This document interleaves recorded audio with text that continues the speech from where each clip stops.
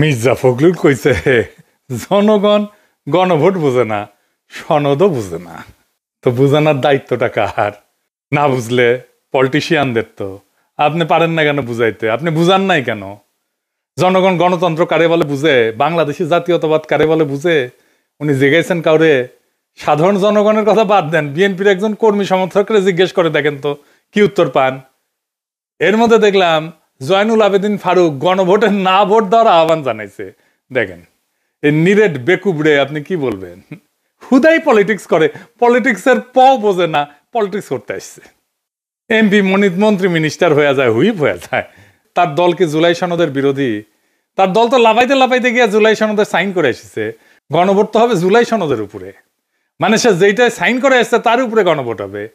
এরা দেখেন দেশ চালানোর খায়েশ করে। আচ্ছা, তর্কের খাতিরে ধরে নিলাম বিএনপি জুলাই সনদের বিরুদ্ধে, তারপরে ধরেন গণভোট হয়েছে এবং জুলাই সনদ বিরোধীরা মানে বিএনপি আর আওয়ামী লীগও তো জুলাই সনদের বিরোধী, তারা না ভোট দিছে, ফলে গণভোটে না জিতে গেছে। তাইলে রক্তে লেখা জুলাই সনদের পরিণতি কি হবে? আমি কই না যে বিএনপি বড়, তাই তার নিজে মারে।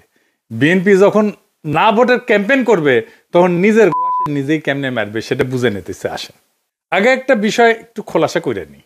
আমার তো শত্রুর অভাব নাই, শত্রুরা বেশিরভাগই মূর্খ সোদা। তাই মূর্খ সোদারা এসে বলবে জুলাই সনদকে ফালতু কইছে এই পিনাকি কয়দিন আগেই। আজ জুলাই সনদ প্রেমে গদ হয়েছে। আমি এখনো মনে করি জুলাই সনদ ফালতু।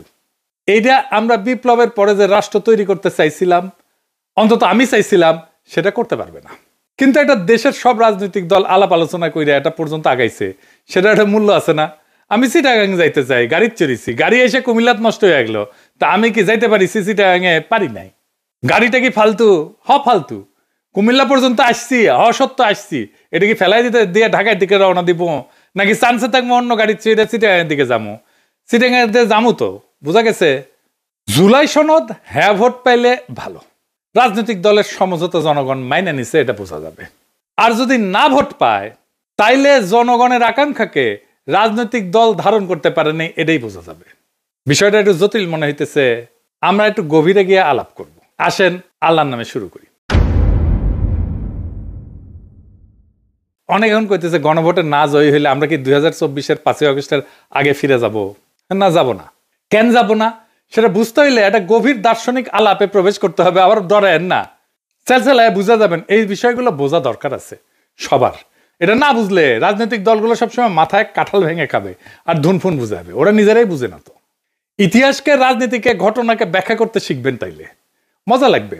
এরপরে কখনো পিনাকির ভিডিও যদি নাও আসে তাইলে নিজে পথ চিনে নিতে পারবেন। এটাতেই বুঝবেন কেন হাসিনা বা আওয়ামী লীগের প্রত্যাবর্তন আর সম্ভব না।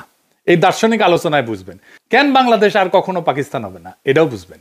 কেন বাংলাদেশকে আর কখনো পদানত করতে পারবে না ইন্ডিয়া, এটাও বুঝবেন। আসেন এই আলাপে ঢুকি। 2024 বলেন, 1971 বলেন, বা ফরাসি বিপ্লব বলেন, এগুলো বুঝতে হলে আমাদের একজন ফরাসি দার্শনিক আলাবাদিউরের শরণাপন্ন হইতে হবে, নাইলে আমরা কখনো 2024 বুঝবো না। আর সারাক্ষণ আতঙ্কে থাকবো এই হাসিনা বোধহয় চট করে ঢুকে গেল, আবার ফ্যাসিবাদ ফিরে আসলো নাকি। উনি জন্ম নিয়েছিলেন 1937 সালে, আমার চাইতে 30 বছরের বড় একজন ফরাসি দার্শনিক, সাহিত্যিক, নাট্যকার, রাজনৈতিক চিন্তাবিদ, একসাথে মেলা কিছু, একই অঙ্গে অনেক রূপ। আলাবাদিও জনগণের জীবনের সেই মুহূর্তগুলোকে বুঝতে চান, বোঝাইতে চান যেখানে পুরনো নিয়ম ভেঙে পড়ে এবং নতুন সত্য জন্ম নেয়, আমাদের জন্য খুবই প্রাসঙ্গিক। তিনি মনে করেন সত্য নির্দিষ্ট ঘটনার মাধ্যমে প্রকাশিত হয় এবং মানুষ সেই সত্যের মাধ্যমে নতুন পরিচয় তৈরি করে। তার মূল দার্শনিক অবদানগুলোর মধ্যে একটা হইতেছে ইভেন্ট থিওরি। এরই ওনার সবচেয়ে বড় অবদান। তিনি বলেন যে সমাজ সাধারণত স্থিতিশীল অবস্থায় থাকে, এটাতে উনি বলছেন বিইং। হাসিনার আমলে যখন সবাই মনে করতেছিল আর কিছু হবে না, হাসিনা না মরা পর্যন্ত ক্ষমতায় থাকবে, সেইটা হইতেছে বিইং। কিন্তু হঠাৎ কিছু মুহূর্ত আসে যখন আগে সব নিয়ম ভেঙে যায়, এটাকে বলেন উনি ইভেন্ট, এবং নতুন সত্য তৈরি হয়। আর যারা সেই সত্যকে ধারণ করে তারা হয়ে ওঠে সাবজেক্ট। চারটা ধারণা, বিং, ইভেন্ট, ট্রুথ, সাবজেক্ট। এটাই উনার দর্শনের কেন্দ্র। কঠিন লাগতেছে? লাগারই কথা, আমারও কঠিন লাগেছিল, বুঝতে মেলা সময় গেছে। আচ্ছা, আরো একটু বুঝাই বলতেছি। হ্যাঁ,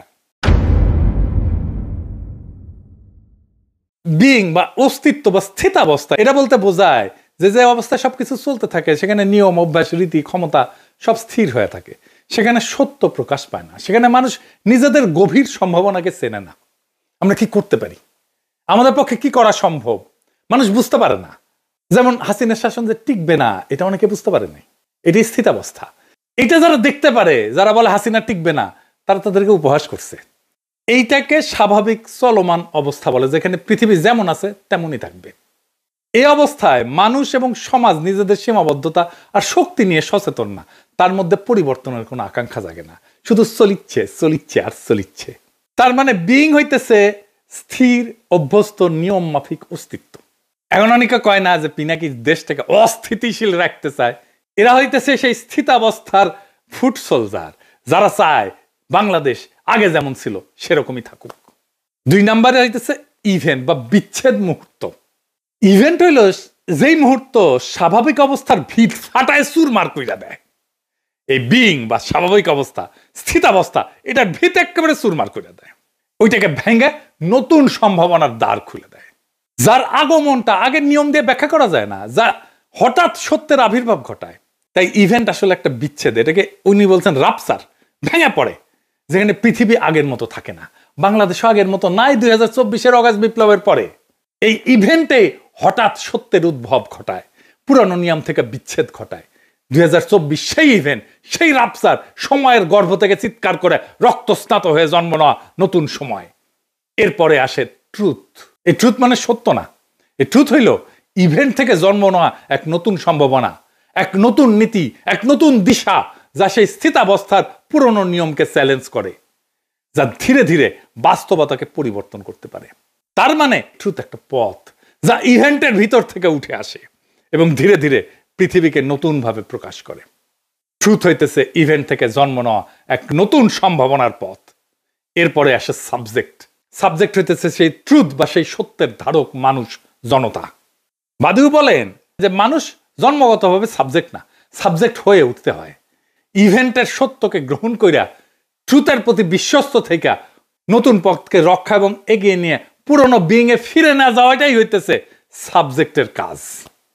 এই সাবজেক্ট ট্রুথের বাহক, বাংলাদেশের মানুষ এই সাবজেক্ট। এখন তার ভিতরে একটা নতুন চেতনার উন্মেষ হয়েছে ইভেন্টের ফলে, তার ভেতরে একটা সত্য জায়গা উঠছে, সে নিজের সম্ভাবনা জানে, সে এই ইভেন্টের বিপ্লবের সত্যকে ধারণ করে এবং তার ভিতর দিয়ে নতুন বাস্তবতা তৈরি করার চেষ্টা করে।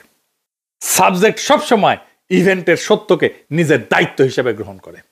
4টা ধারণা সম্পর্কে আবারও এডিটর সাহেব পাশে লিখে দেন। অস্তিত্ব বা বিং, যে অবস্থায় আমরা চুপচাপ চলি।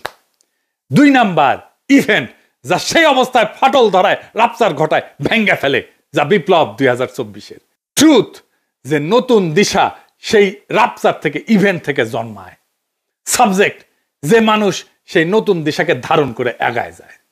এক বাক্যে যদি বুঝায় বলি, অস্তিত্বের নীরব স্থবিরতার মধ্যে হঠাৎ ঘটে যাওয়া বিপ্লব থেকে যে নতুন সত্য জন্ম নেয় এবং যে জনগোষ্ঠী সেই সত্যের প্রতি বিশ্বস্ত থাকে, সেই পরিণত হয় সাবজেক্টে। তাহলে জুলাই সনদের নৈতিক ভিত্তি কি, ইভেন্ট নাকি ভোট? বাংলাদেশ একটা নতুন কাল পর্বে প্রবেশ করছে, সেখানে জুলাই সনদ উত্থিত হয়েছে বিপ্লব থেকে, ইভেন্ট থেকে। তাই জুলাই সনদ গণভোটে হাইরা গেলেও তার বৈধতা হারায় না। জুলাই সনদ হইতেছে জনগণের উত্থানে জন্ম নেওয়া নতুন ভিত্তিনীতি। এটা ভোটে জেতা দিয়ে তৈরি হয় না। এই ভিত্তিনীতি তৈরি হয় ঐতিহাসিক ঘটনাবলী, উত্থান, জনক্ষমতা, সামাজিক রূপান্তর এবং সম্মিলিত দাবির ভিত্তিতে। বিএনপি বলে না সংসদে যে সবকিছু ঠিক করব, ভোটে সবকিছু ঠিক হবে না। ভিত্তিনীতি তৈরি হয় বিপ্লবে, অভ্যুত্থানে, জনগণের আকাঙ্ক্ষায়, গণ আকাঙ্ক্ষায়, ভোটে না। জুলাই সনদ ঐতিহাসিকভাবে জন্ম নেওয়া নতুন ভিত্তি চুক্তি। ভোট তার বৈধতা বাড়াইতে পারে বা কমাইতে পারে, কিন্তু বাতিল করতে পারে না। জুলাই সনদ কোনো দলীয় প্রতিশ্রুতি না যে ভোটে হারলে বাতিল হয়ে যাবে। এটা হইল বর্ষা বিপ্লবের রাজনৈতিক ফল, জনসম্মতির উপরে লেখা দলিল, 25টা রাজনৈতিক শক্তির সই করা কাঠামো, ইতিহাসে জন্ম নেওয়া নতুন ভিত্তি।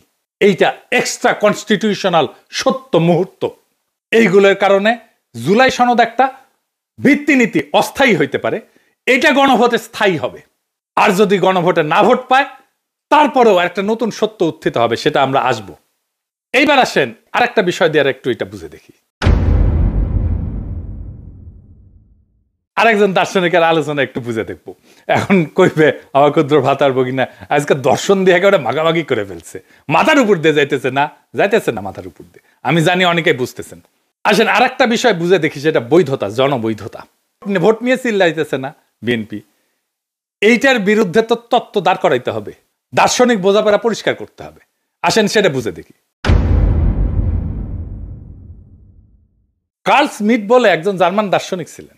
ওনার সবচেয়ে বিখ্যাত ধারণা বা বিখ্যাত উক্তি হইতেছে, sovereign is he who decide the exception. ইংরেজি যেহেতু কইছে ঠিকই কইছে, তাই না? মানে যে ক্ষমতা সংকট পরিস্থিতিতে, মানে এক্সেপশন বলতে উনি সংকট পরিস্থিতি বলছে, তাই বলতেছেন উনি যে ক্ষমতা সংকট পরিস্থিতিতে চূড়ান্ত সিদ্ধান্ত নেয়, সেটাই প্রকৃত সার্বভৌম ক্ষমতা। আর একটু বুঝে দেখি, খুব চমৎকার একটা বিষয়। কিন্তু সংবিধান ভেতরে নিয়ম সাধারণ সময় চলে, কিন্তু সংকট এলে সংবিধান কাজ করে না, নিয়ম কাজ করে না, সিদ্ধান্তই রাজনীতিকে নির্ধারণ করে। সেই সংকটময় মুহূর্তে নেওয়া সিদ্ধান্তই সংবিধানের গভীর দুর্বলতা এবং সীমা উন্মোচিত করে। এটাই স্মিথের ডিসিশনিজম বা সিদ্ধান্তমূলক তত্ত্ব। তাই যদি না ভোট পড়ে, তাইলে স্মিথের সেই ডিসিশনের মতোই সংবিধানের ভেতরে থাকা লুকানো দুর্বলতার সীমা দ্বন্দ্ব প্রকাশ করে দেবে। এটাকে বলা যেতে পারে সংবিধান যে ভুয়া, সেটা উন্মোচন করে দেবে। এই সংবিধানের ভুয়াত্ব সাধারণ সময় ঢাকা থাকে, না জিতলে সংবিধানের সেই অমীমাংসিত বিরোধগুলো উপরে উঠে আসবে, তার ভুয়াত্বগুলো উন্মোচিত হয়ে যাবে। কোন দ্বন্দ্বটা সামনে আসবে? জনগণ বনাম দলীয় এলিট, কনস্টিটিউয়েন্ট পাওয়ার বনাম কনস্টিটিউয়েট পাওয়ার, মানে জনসার্বভৌমত্ব বনাম দলীয় আধিপত্য, অতীতের সেন্ট্রালাইজ রাষ্ট্র বনাম জুলাই উত্থানের দাবি করা নতুন কাঠামো, সংবিধানের পুরানো ভাষা বনাম রাজনৈতিক বাস্তবতা। সংবিধান সাধারণ সময়কে নিজেকে সম্পূর্ণ দেখাইলেও স্মিথের মতে সংকটে তার আসল দুর্বলতা প্রকাশ পায়। আমাদের প্রিয় সলিমুল্লাহ খানের প্রিয় দার্শনিক আছে লাকা, উনি একটা কথা বলেন, জুইসাস বাংলায় সরাসরি মানে হইতেছে স্বাধীন, তীব্র, অপ্রতিরোধ আকাঙ্ক্ষা, নিজের অস্তিত্বের পরিপূর্ণতা নিষিদ্ধ বা দমন করা আনন্দ, ইচ্ছার মুক্তি, অতি নিয়ন্ত্রণের বিরুদ্ধে স্বাধীনতার বিস্ফোরণ। রাজনীতিতে জুইসাস বলতে বোঝানো হয় জনগণের নিজস্ব তীব্র ইচ্ছাশক্তি, দমন করা রাজনৈতিক আকাঙ্ক্ষার প্রকাশ, স্বাধীনতার অনুভূতি, রাষ্ট্রশক্তির উপরে নিজেদের নিজস্ব ক্ষমতার দাবি, যা কোনো দল, সংসদ, নিয়ম দিয়ে পুরোপুরি নিয়ন্ত্রণ করা যায় না। না ভোটের যদি জয় হয়, তাহলে জনগণের সেই তীব্র ইচ্ছাশক্তির জয় হবে, জুইসাসের জয় হবে। জনগণ না ভোট দেওয়ার অর্থ হচ্ছে আমি তোমার ঐক্যমত কমিশনে বসে লেখা সংস্কার কমিশন দিনা। অর্থাৎ জনগণ নিজেরাই সিদ্ধান্তের উৎস।